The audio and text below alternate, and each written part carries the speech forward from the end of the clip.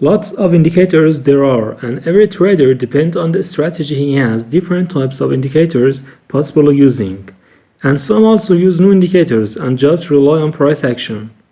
Today I will talk about one very useful indicator, which I myself use it whenever I want to get help of indicators besides the price action, MACD. So keep watching to know what is MACD and how we can use this indicator. First of all, subscribe to the channel if you want to see more contents and in order to get informed of next upcoming contents, hit the bell notification on. What is MACD? MACD stands for Moving Average Convergence Divergence. This is one of the indicators which lots of traders use. MACD is a lagging indicator, which means that price moves forward, then the lagging indicator gets track of price history. MACD can be used for multiple purposes, for example, for finding divergence, reliable inter-exit points, dominance trend of the market, and etc. Here is how we spot MACD on chart.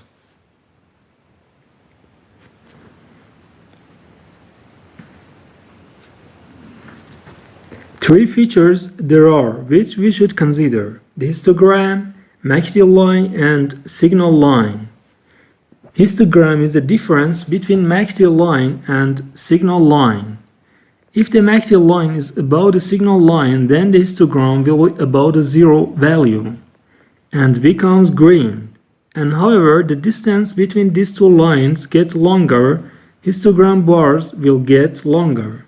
And conversely, when the bars are below the zero value, and step by step the bars will get longer by the more divergence between the two lines.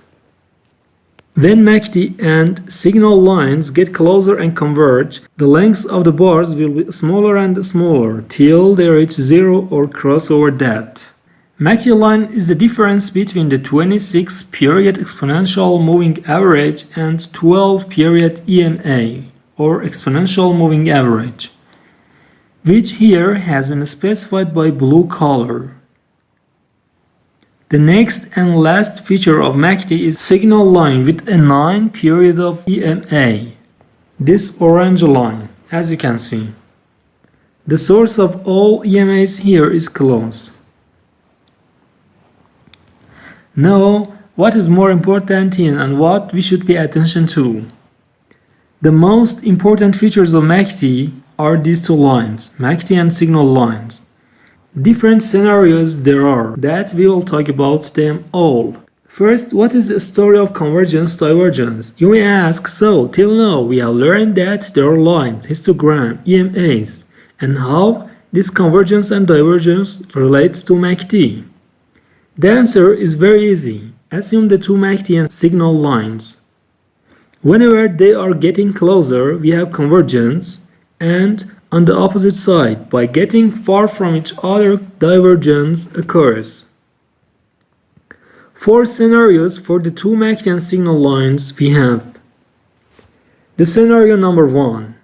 MACD line is above the signal line and getting farther from each other, and the slope of both is positive. In this case, we can find a proper point and enter the market, because the crossover of MACD line and signal line to the above is a buy signal. So the very first thing we're gonna find through MACD is crossover of the two MACD and signal lines. Scenario number 2. MACD line goes below the signal line and get further. This case is exactly the same as the previous scenario, just on opposite side.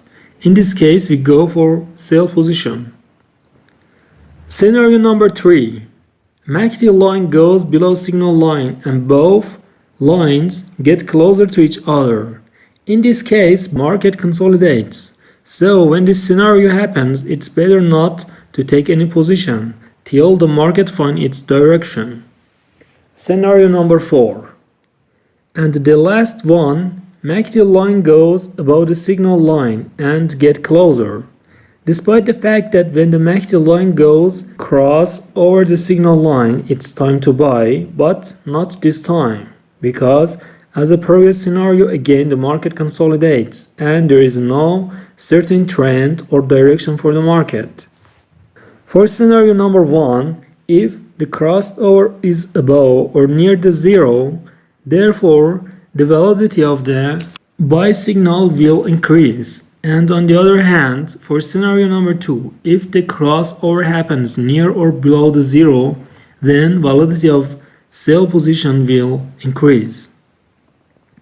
The bad thing for MACD is that it's not so fast to give an instant signal of buy or sell, and especially those who do day trading should use some indicators which have fast response to the changes of price. The most common default for the periods of MACD is 12, 26 and 9. This default fits best and I myself use this default. MACD indicator is a momentum indicator which shows the strength of the trend. As much as the distance between two lines gets further, it shows that the trend is powerful and high percentage of trading position exists behind. And of course, through MACD we can find a trend market. For upper and lower values of MACD there is no limitation and it's not that important to pay attention to these values. Moreover, through the MACD we can find divergences, which in a separate video before I have talked about, and I put its link above on the right corner that you can watch. Now let's practically take a look at some real examples on the chart. This is your USD chart at time frame 15 minutes. Let's together determine the crossovers for buy and sell signals and see how much it can be right. I specified the buy points with green color and sell ones with red color. Let's do it together. Now these red lines are sell points and these green lines have been specified for buy positions. We didn't look at price chart, just we draw these lines through MACD crossovers. Now let's check it out that how many of these signals are correct. First, look at sell signals. This first signal comes right. Also the second one again is right, but that's a weak signal. And thus the third and the last signals are right again and didn't fail. And now the buy signals. As you can see, the first, third and fourth buy signals are right here, but the second signal failed. By a quick review of results, we can conclude that most of the signals come right here and didn't fail, just a buy signal failed. Now if we change the time frame to the 4 hours, we can see that the dominance trend is downtrend, as you can see here.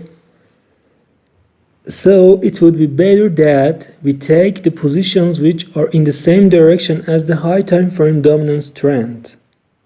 Another important subject or tip, which also during the past speeches I referred to, is that for buy signals, if the crossover is near or above the zero value, and for sell signals, if the crossover is near or below the zero value, more likely the signals come true or right.